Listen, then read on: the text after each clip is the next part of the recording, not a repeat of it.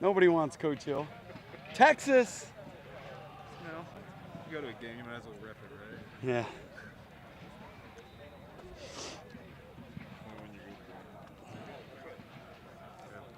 Coach, just give us your overall takeaways, 5 forced turnovers, and I'm sure that makes you happy. Is that anything more than that to take away from what you did against Texas Tech?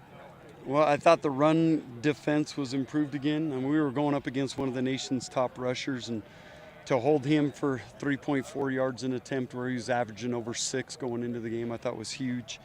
So that was a big improvement. I thought that was good. I thought the coverage, just the discipline of the coverages for the most part, other than one play, was much better. Obviously the turnovers was huge. There were moments on third down where we looked like we were supposed to look, and that's still an area where we got to get better. So anyway, a lot of good, some things still to clean up, but I do believe we're heading in the right direction. I wanted to ask about busted coverage, right? Just a miscommunication on the back end. Yeah, it was just a miscommunication. The two corners, one thought he was going to take the wheel route, the other one thought that he was going to have protection over the top. Reality was we just got to communicate that a little bit better and how we play it, but that's an easy fix. Texas this week, they're just an elite offense, but you have another backup quarterback leading the way it looks like. So what do you make of them? Well, I've said this before. I mean, we got to anticipate that the backup quarterback plays better than the starter, and he's got elite talent around him. They got a great run game. They got a great throwing game. We got to do some things, obviously, to try to confuse just them in the run game and the throw game. But, yeah, I mean, this is business as usual. We need to just handle our business first and foremost, and it doesn't really matter who's the quarterback out there. We got to expect they're going to play their best. Do you have any connection to Sark whatsoever? I know you played at Utah, but kind of that same era in a way. Well, I've met him many times, and I think the world of him. I think he's a phenomenal football coach. I don't have a real close personal relationship like A-Rod and Kalani do, haven't played with him. There are a few coaches on that staff that I do know very, very well, and think the world of what they're doing and who they are as coaches. Lots of turnover at the safety position, obviously, this season. How remarkable is it that guys like Ethan Slade and Crew Wakely have been able to step up, and how good have they been? You know what? They absolutely played outstanding on Saturday. They were two of our best guys on defense. They tackled well. They made some huge plays in the pass game. I was super happy with how those two stepped up and played. And we're going to need more. Those guys probably played too many reps in that game. We need some other guys to step up and take some of that load off of them, which I feel very strongly in those other guys that they can do that. But I'm happy with the group. Adversity strikes, I've said it all along. Someone's got to step up and play well, and I thought those two did a great job on Saturday. How remarkable is a guy with Crew that didn't play defense in high school at all, has had basically 2 practice sessions playing safety, and is able to do what he's doing out there? Well, we loved him in high school as a safety. He was super physical. Even though he's playing quarterback, we loved his physicality. We loved his intensity. So we've known about him as a defensive player for a long time. It's just now that we're having the opportunity to let him showcase what he can do on the side of the ball. And like I say, he played very well on Saturday. As far as the defense goes, obviously not a lot went right against TCU. What did you guys fix specifically against Texas Tech, and how did that come about?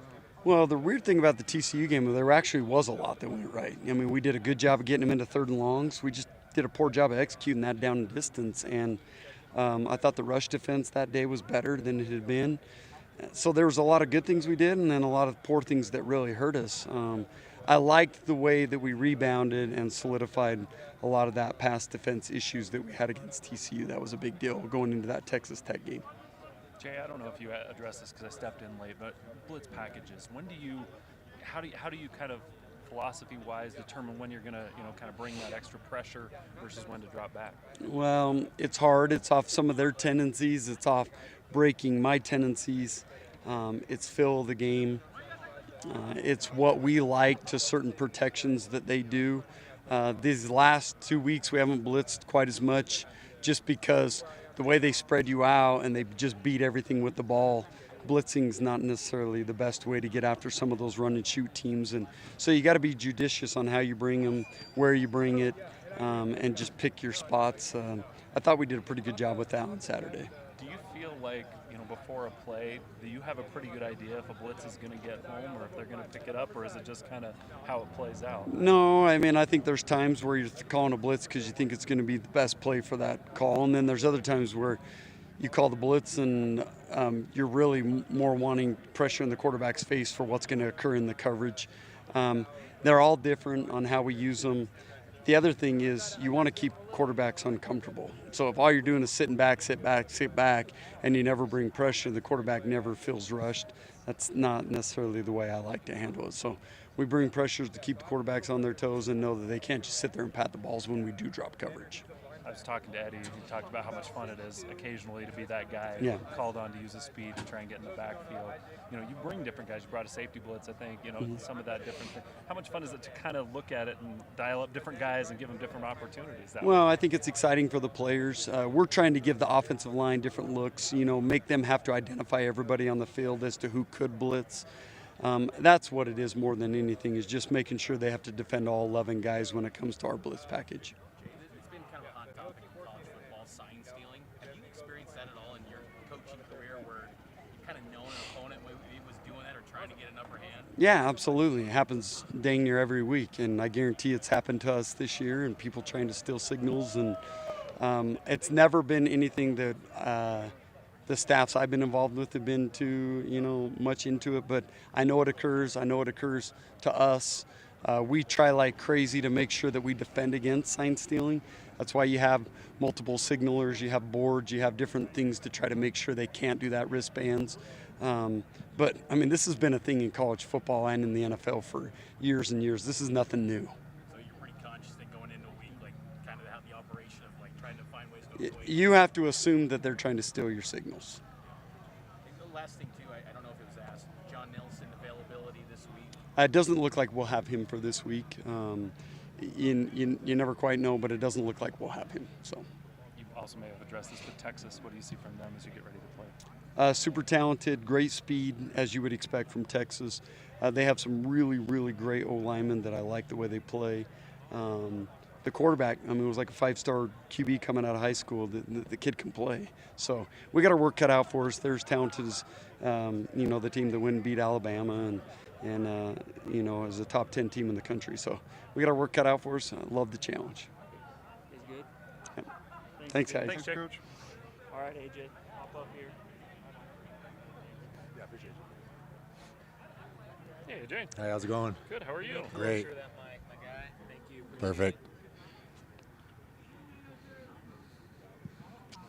I was just asking Jay about blitz packages and we're talking about different possibilities and when to bring. What's it like on as a defender when you guys dial up that blitz and you get to come and try and disrupt? What's that like? Yeah, it's super exciting, obviously, especially when your number's called and you want to be the one making the play at the end of the day. So the coaches do a really good job of just being here all day, just putting us in the best position possible. Do you feel like you have a sense when that blitz is called, hey, we're getting home on this one because I've seen what they're doing, or is it one of those things where it's just kind of, okay, let's roll the dice, see if we can beat them one-on-one? Yeah, that's a good question. I feel like it's a little bit of both depending on the situation, right? Most of the time we feel really good about it and it's called for a reason, and that's usually the extent of it.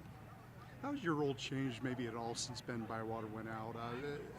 Has it changed as far as responsibility or amount of reps? Or? Yeah. I would say the biggest thing is just, I try to take this upon myself even before he was hurt, was just trying to bring the young guys along. You see a lot of different guys out there playing now, especially with Ben out. So, just being more of a leader and, just trying to be that voice. But the reps haven't changed. You're still in there. Yeah, I feel like it's pretty much the same. As far as Harry, how's he responding? Yeah, I think he's done really good. Him and Ciale and even some of the other guys have done a really good job. Just, put in the extra time. We come in at, pretty early, 7 in the morning, and watch film and put in extra time. So, we'll make sure we're ready to go on Saturday. How gratifying is it for you as a team leader to see Ciale get in there and make the plays he did last week? Yeah, it's awesome. Not just him, but just even Harry, you know what I'm saying? Just seeing him out there command and make the calls and, be where he's supposed to be is huge for me. And, obviously it takes a lot of pressure off me and Max at the end of the day.